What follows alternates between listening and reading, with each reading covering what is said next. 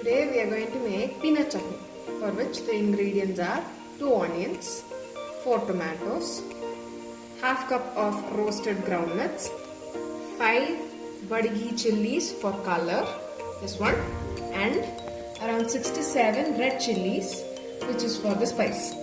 This will serve 4 people.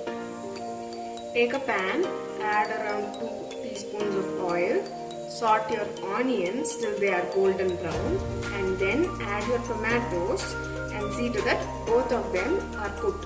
This is how it looks once they are cooked. I have transferred the onion tomato onto a plate, and this thing needs to come down to the room temperature, which will take around 10 minutes. Now we need to dry roast the Badigi chilies and the normal chilies. If needed, add around half teaspoon of oil so that they can get roasted very well.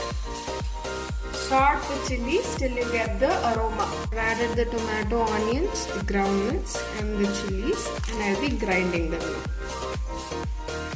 To the ground paste, now add salt and grind it again once more so that the salt gets dispersed.